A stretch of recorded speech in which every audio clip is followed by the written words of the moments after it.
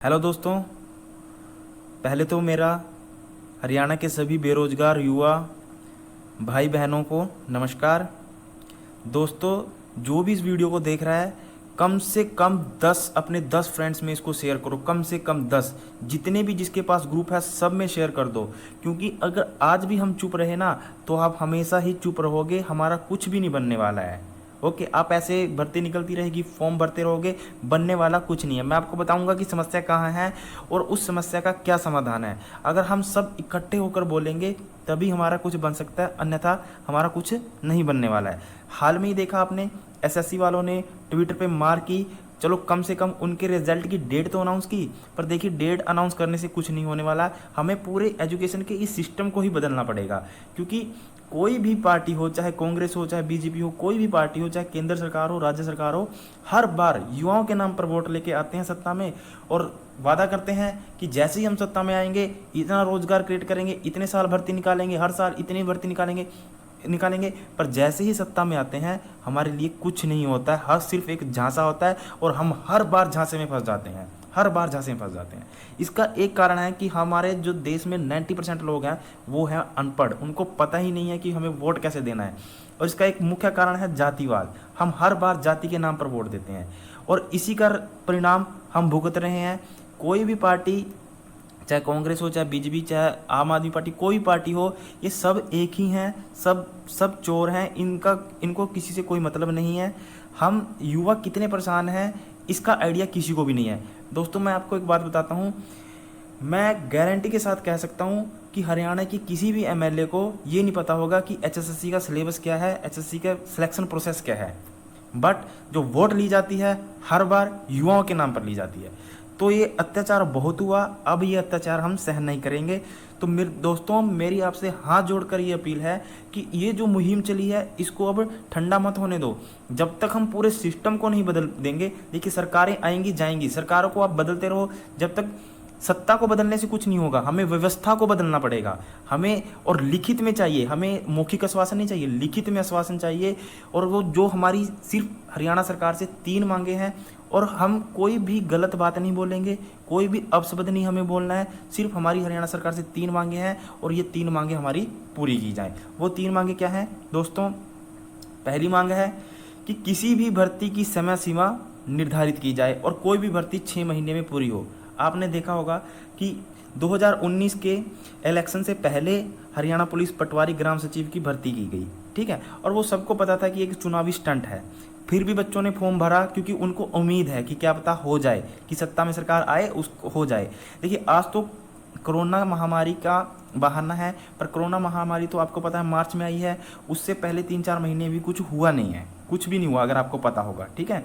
तो आपको पता है कि 2-2 साल पहले भर्ती निकाल देते हैं, 2 साल बाद एग्ज़ाम होता है, फिर कोर्ट में चला जाता है, फिर ज्वाइनिंग होती है, 3-3 4-4 साल लग जाते हैं।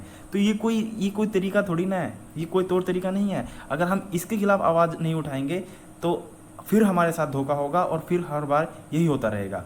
तो सबसे पहली हमारी मांग है कि किसी भी भर्ती की समय सीमा निर्धारित की जाए और कोई भी भर्ती 6 माह से पूरी हो, 6 माह में पूरी हो।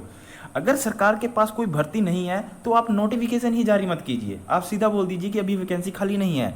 आप नोटिफिकेशन जारी कर देते हो, हमसे रिवेन्यू ले लेते हो, तो हमें भी एक उम्मीद बन जाती है और हम भी उम्मीद में, देखो कितने बच्चे हैं कि जो 3-3 साल से तैयारी कर रहे हैं, किस उम्मीद में कि हाँ भर्ती निकाली, नोटिफिकेशन निकाली हुई, एग्ज़ाम होगा, पर एग्ज़ाम डेट की कोई भी खबर नहीं है और कोई भी सरकार इसके खिलाफ आवाज़ नहीं उठा रही, चाहे विपक्ष हो चाहे मीडिया हो। मीडिया की तो खैर बात ही मत करिए, वो तो उसको तो पूरा बाइकआउट कर देना चाहिए हमें।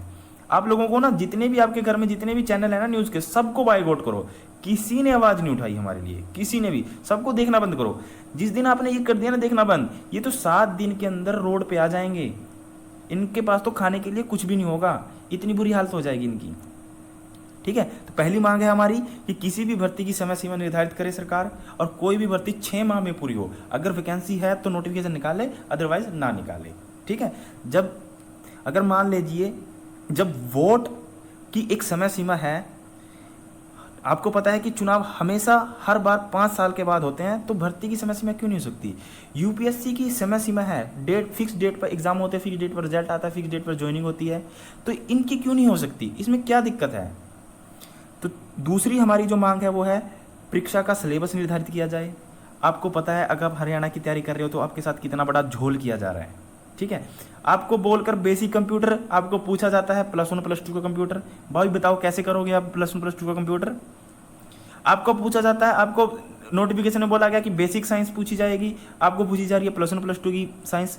आपने तो साहब पहले ही कॉमर्स और आर्ट्स के बैकग्राउंड बच्चों को, ह्यूमैनिटीज़ के बच्चों को पहले ही आपने कंपटीशन से बाहर कर दिया। और आपको पता है 10 नंबर की साइंस आती है, 10 नंबर का कंप्यूटर है, 10 नंबर का मैथ है। आपने तो 30 नंबर पहले ही हमारे कम कर दिए और 70 नंबर के लिए हमें लड़ना पड़ता है। 70 में से जोर लगा के हमारे 30-40% सही होते हैं और बच्चा 3 साल से तैयारी कर रहा है। तो ऐसा नहीं चलेगा। तो परीक्षा का जो सिलेबस है वो पहले निर्धारित किया जाए। कोई भी परीक्षा है, हर परीक्षा का सिलेबस पहले निर्धारित किया गया है, सिर्फ हरियाणा को छोड़कर। HSSC ने अभी तक हमारे एक भी परीक्षा का सिलेबस निर्धारित नहीं किया है। और यही इसी मुद्दे, इसी पॉइंट को लेकर हर विपक्ष वाला व्यक्ति, हर बच्चे के मन में डाउट जाता है कि आप एक तरफ तो आप कहते हो कि बिना पर्ची खर्ची के हम भर्ती करेंगे, पर दूसरी तरफ आप इस टाइप के क्वेश्चन पूछकर ये लगता है कि जैसे आप डायरेक्ट ना ले रहे हो, इनडायरेक्ट से एंट्री दे रहे हो, ठीक है। तो हम कहते हैं कि आप बेदाग रहें, आप प्लीज़ इस पर क्या करें, परीक्षा का पहले सिलेबस को निर्धारित कर दीजिए। अगर परीक्षा का सिलेबस निर्धारित कर दिया जाता है, उसके बाद भी पढ़ने के बाद अगर हम नहीं सिलेक्ट होते हैं तो हमारा दोष है, किसी सरकार का दोष नहीं है। पर आप सिलेबस तो निर्धारित करिए। सिलेबस के खिलाफ हम, सिलेबस के लिए हमें जोरदार आवाज़ उठानी है। क्योंकि मान लीजिए अगर आज सरकार आपके दबाव में आकर डेट रिलीज भी कर देती है, मान लीजिए कि 2 महीने बाद आपका एग्जाम है, तब क्या कर लोगे। जब यही सिलेबस पूछा जाएगा तब क्या कर लोगे, तब भी आपका कुछ होने वाला नहीं है। तो सबसे जरूरी है कि सिलेबस हमारा निर्धारित किया जाए। तीसरा है, कोई भी भर्ती बिना घपले के हो। आपने देखा होगा कि कोई भी भर्ती है बिना घपले के नहीं हुई है। हर भर्ती पर दाग लगे हैं, हर भर्ती पर, चाहे वो झूठे लगे हों चाहे सच्चे लगे हों, पर दाग जरूर लगे हैं। कोई भी भर्ती ऐसी नहीं हो जो बिना कोर्ट के कंप्लीट हुई हो। अभी PTI का एग्जाम हुआ, उस पर भी दाग लगे हैं कि एग्जाम के अंदर चीटिंग करते हुए बच्चे पकड़े गए, चिट लेकर गए थे। तो ये आप सोच सकते हो कि बिना किसी सपोर्ट के, बिना किसी के संरक्षण के कोई अंदर कैसे जा सकता है चीटिंग करने के लिए, ठीक है। तो कहीं ना कहीं इसमें सब बंदों का हाथ होता है। तो इसके लिए भी हमें आवाज़ उठानी है। हमारी सिर्फ 3 मांगे हैं और तीनों को हमें पूरा करना है। इसके लिए दोस्तों क्या करना है, हमें 3 सितंबर को सुबह 11 बजे से ट्वीट करना है। और ट्वीट क्या करना है, #speak4HSSC, #HSSC syllabus define, #HSSC date announce. हर एग्ज़ाम की डेट अनाउंस की जाए और एक समय सीमा निर्धारित की जाए। तो कल सुबह 11 बजे से सभी को जुड़ना है। ऐसा नहीं है कि अब अगर आप सोच रहे हो कि मेरे करने से क्या होगा, मेरे करने से क्या होगा, अगर आप नहीं साथ दोगे तो कुछ नहीं होने वाला है। अगर आप अभी चुप रहे तो हर बार आपका अत्याचार होता रहेगा, ठीक है।